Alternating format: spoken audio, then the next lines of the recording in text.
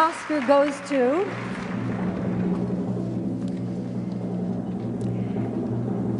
Dances with Wolves. Jim Wilson. 30 years ago, on March 25th, 1991, Dances with Wolves won the Oscar for Best Picture, forever pissing off the legion of Goodfellas fans, who consider its loss one of the greatest travesties in the history of the Academy Awards. Warren, what did you do? I wanted to tell you what happened. While I'm sure Dances with Wolves is a fine picture, I now believe the dubious honor of beating Goodfellas really ought to have gone to Ghost. Watching Ghost again, I was struck by what a well-made movie it is. It's almost perfect. It's a supernatural ghost story, with comedy, romance, spirituality. It's the epitome of the phrase, something for everybody. No wonder it was the highest-grossing movie of 1990. No small feat, considering it topped Home Alone and Pretty Woman. We didn't see Ghost during its 1990 theatrical release, only the following year when it came out on video. I remember the cassette was this ghostly gray.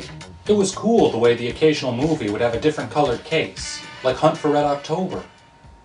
Ghost is produced by a Weinstein, but don't worry, not that Weinstein. A mob assassin, an innocent family. There's no way out. Fatal Exposure, a USA world premiere movie. The only other movie this Lisa Weinstein produced was a made-for-TV thriller, which is crazy considering the ginormous hit Ghost was.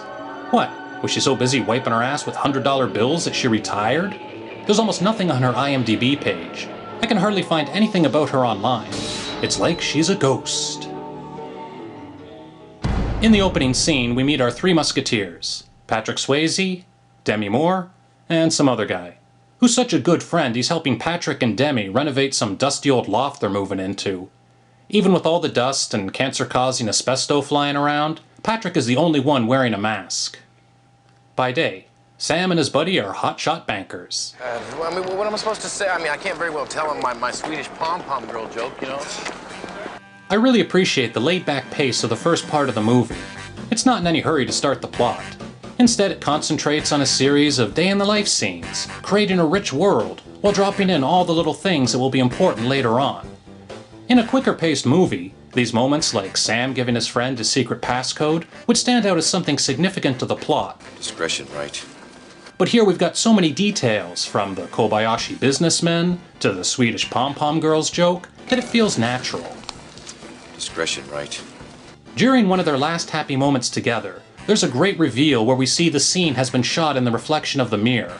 It's a cool visual, almost like watching Patrick's entire little world being carried away into the afterlife.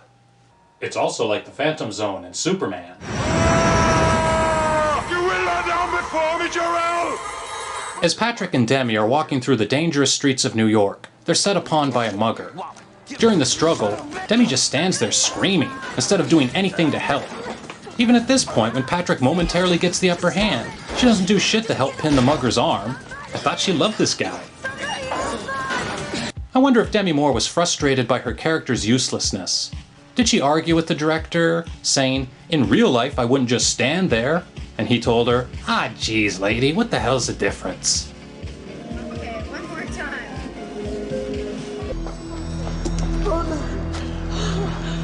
This is the point where Patrick becomes the ghost. I understand he's rattled at first. I mean, right off the bat, discovering there's an afterlife must be a traumatic experience. If that ever happened to me, I know I'd need a couple stiff drinks and a few days to get my head straight. But after seeing your own funeral, and everyone's life moving on without you, you think there'd be a feeling of euphoria and endless possibilities. I mean, now you can see any movie for free, or walk through the girl's shower room. And when that gets boring, you have a good shot at figuring out the meaning of existence. Being a ghost really ought to be a win-win situation. Instead, he doesn't do shit, except sit in his old apartment watching Demi mope around. Yeah, I get it that he loves her, but come on, man, pull yourself together. The next thing you know, Patrick finds out the guy who murdered him was actually sent by his best friend. The guy he worked with every day, who helped him renovate his new apartment. You can't tell me these two guys didn't shower together 100 times after their gym workouts. What a betrayal. See, the best friend is laundering money for the mafia or drug dealers. He needs the passcode to Patrick's business account in order to get the money. He knows Patrick keeps it in this stupid little book of his, so he hires some goon, who lives in Bad Town, to mug him and get the number. Things go sideways, now Patrick is dead, and the best friend still needs the passcode. If I don't get those codes, I'm dead. So now he's on to plan B. He spends all his time with the grieving, reclusive Demi, trying to get her to leave the apartment. No, I really don't. I'm not up for it. Come on, Mo, just for a walk. It'd be good for you to get out. I don't want to. Finally, he gets her to leave, so the mugger can sneak in and look for the book with the passcode. This plan is way too complicated. He doesn't need the mugger involved at all. I mean, it's this asshole's fault he's in this fix to begin with. Let me see that. It's, Sam's address. right. Now that the friend knows where the password book is, all he has to do is continue to hang around. The next time Demi excuses herself to go take a dump or whatever, he can grab the book himself. Hell, she'd probably just give it to him if he asked. Patrick carried that book around with him all the time at work. It reminds me of him. I'd love to have it as a memento. He could at least give it a shot. Feel his vibration. Fortunately, Patrick has made friends with a psychic played by Whoopi Goldberg. Whoopi is the only person who can hear Patrick. Sort of like how Fred Flintstone is the only one who can hear the Great Gazoo. He tries to get her to carry messages to Demi, but of course she thinks Whoopi's full of shit. Like those charlatans James Randi used to bust all the time. What a crock of shit. This leads to the big body possessing scene. Patrick is so desperate to touch Demi again that the much put upon Whoopi consents to letting him enter her body, so the two of them can make physical contact. The movie does this weird thing where we don't see Whoopi touching Demi, but Patrick. And then they cut so that we can see that it's Patrick Swayze holding her. I thought it would have been ever so much more poignant if it had been the two women. In other words, why should we be able to see it's Patrick Swayze? I don't know if I believe Roger's insistence it would have been more poignant. I bet he just thought it would be hot to see Whoopi Goldberg make out with Demi Moore. Because even 30 years later, being hot is what Ghost is best remembered for. The clay-making scene is probably one of the most sensual sequences ever put on film. Right up there with Burt Lancaster and Deborah Kerr making love in the waves in From Here to Eternity, or Leah Thompson getting down with Howard the Duck. For all its parodies, it's a superbly crafted sequence. We even get a shot of some side badge. The engine that drove the massive popularity of Ghost is likely its love story. This is one of the only mainstream movies I can think of where they put the fucking right there on the poster.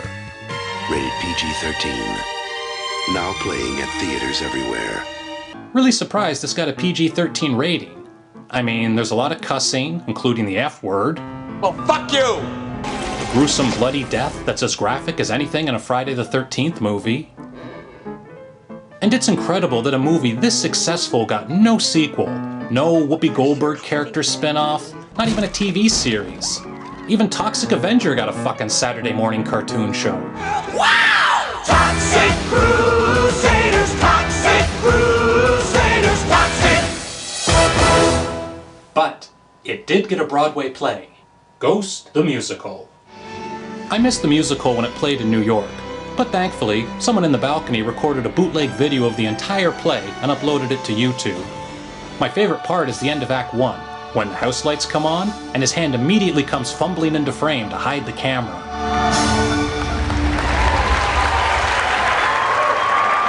It's interesting to compare the musical to the film. The things they changed, the things they kept the same. There appears to be a screen in front of the stage that images are projected onto. This allows them to save time and money on physical sets. It also allows them to create ghost effects, making it look like Sam is passing through solid objects, like doors.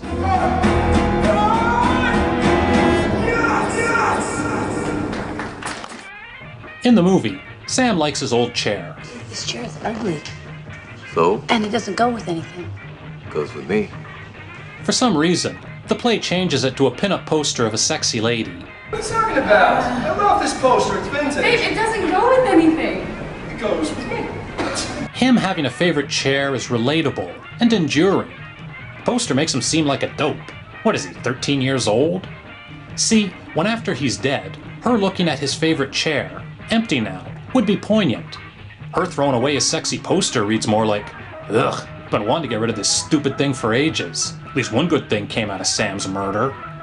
And speaking of Sam's murder, in the play, they let the actress try to help save Sam from the mugger, instead of just standing there with her thumb up her ass like Demi in the movie. This was an improvement.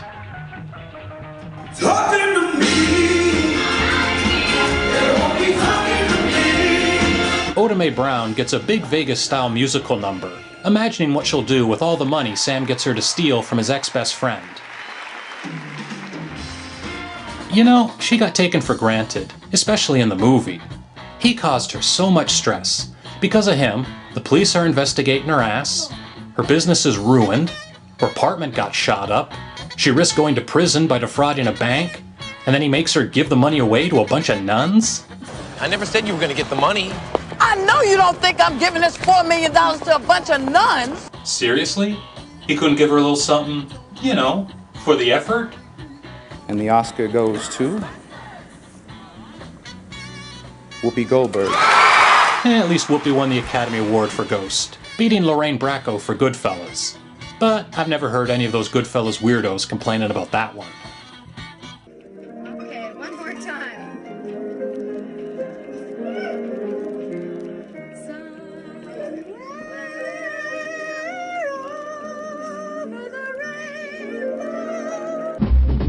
Shenanigans. It's been a lot of fun, shenanigans. But now we've got to run. It's funny how the minutes seem to fly.